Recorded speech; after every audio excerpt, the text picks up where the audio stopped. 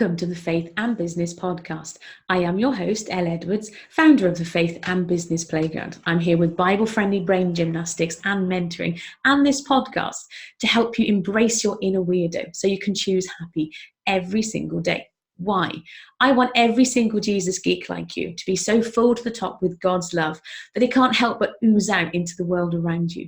Because together, I want us to reclaim what it means to be Christian.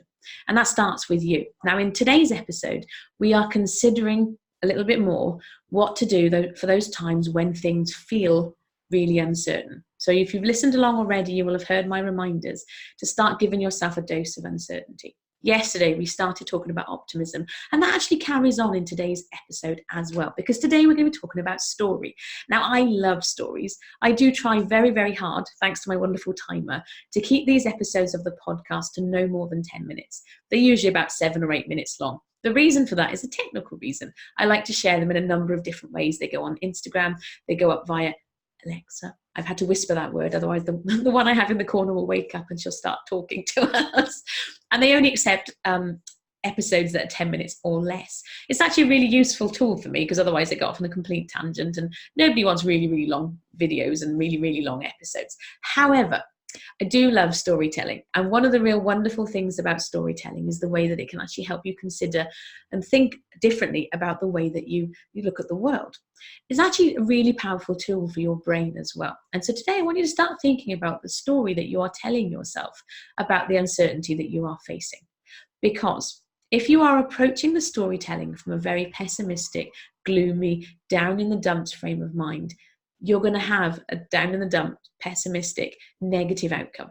If by contrast, with a little bit of help and support if necessary, but if by contrast, you can change that story and rewrite it into a more positive presentation of the same story, but present it in a more positive, uplifting manner, you're actually going to literally change the outcome into a more positive way. I do, of course, have a Bible verse for you. There's a number of verses I could have chosen. The Bible does talk about happiness quite a lot. But one of my favorites is from Proverbs. There's quite a few in Proverbs. This is Proverbs chapter 17 and verse 22.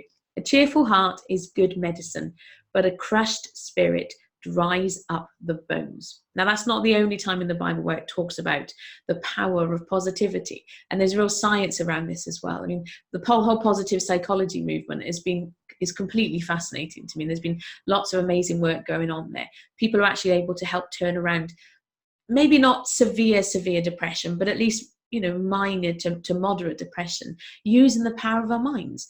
So it really is a really useful tool. And actually, my attitude is that I would far rather be here and help you before you need it. So the more that I can help teach you and give you tools and tips and resources that you can look after your mental health every single day of the week, then all being well, we won't get to the point where you're actually at crisis and really, really struggling.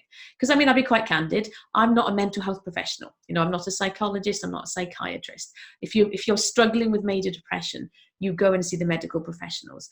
And I won't say like this every single time, but I do mention it from time to time. If you're struggling, if you can't get up and go, if every single day just feels like wading through treacle, and this is day after day after day, I would encourage you and just remind you, go and speak to your GP or your family doctor. Go and reach out to a medical professional and speak to somebody.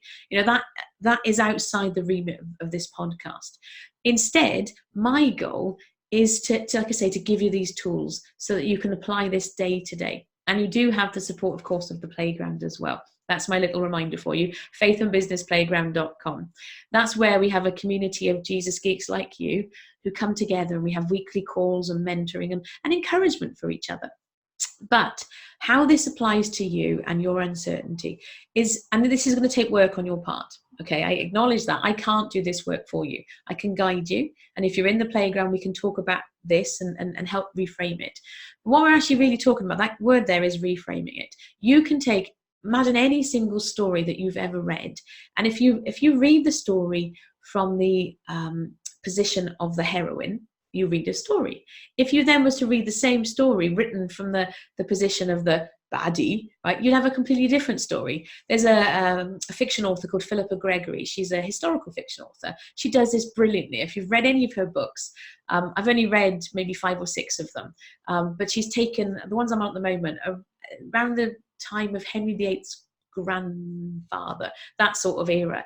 And you're actually reading these different characters, and you read the novels in this series, and the character who's introduced in the very first novel, suddenly 4 novels later is the baddie. It gives a completely different perspective on the exact same story. This same thing happens in your brain every single day. And so I want to encourage you now today to look again. What are the stories that you're telling yourself around your uncertainty? We talked yesterday with those reminders that actually your uncertainty does not cover every single area of your life. There will be areas where you do have some certainty. But I want you to start thinking about, okay, this thing that I'm feeling uncertain about, right? And then use my 3-word hack, my silver lining spotting 3-word hack, but at least. Okay, so I'll give you an example. I don't know what I'm going to do to market the podcast to reach more people. There are so many options, I don't know what to choose, but at least I have the opportunity to share it. I mean, that's a really rubbish, but at least, but it tweaks it. And what's quite nice with the word but negates everything that comes before it. So you give this big long stream of consciousness of all this stuff that you don't know, but at least, and then the more positive comes after it. Yeah?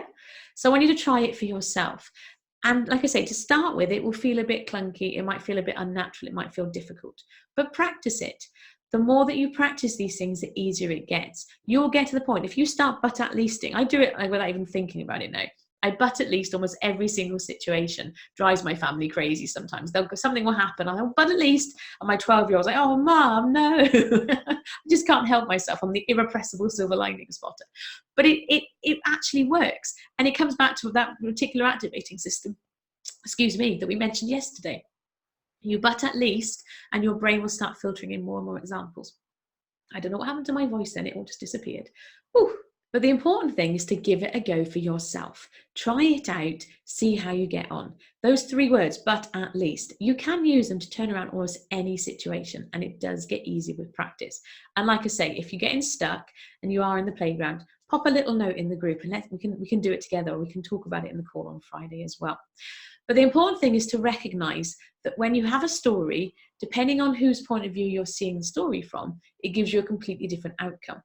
And the more that you can start considering this, I mean, the facts of the matter, the actual thing that's happening doesn't change. It just looks different according to where you're standing from. However, if you can start approaching that uncertainty and give it that more positive, optimistic spin, what you're actually doing is you're unlocking potential in your brain. You're lifting yourself up, and it then becomes easier to move forward from there and get that more positive outcome as well. But like I say, try it for yourself. I'm going to be back tomorrow. Tomorrow we're going to be digging into the question that inspired all of this week's episodes. But in the meantime, thank you for being here. Take care. Bye-bye.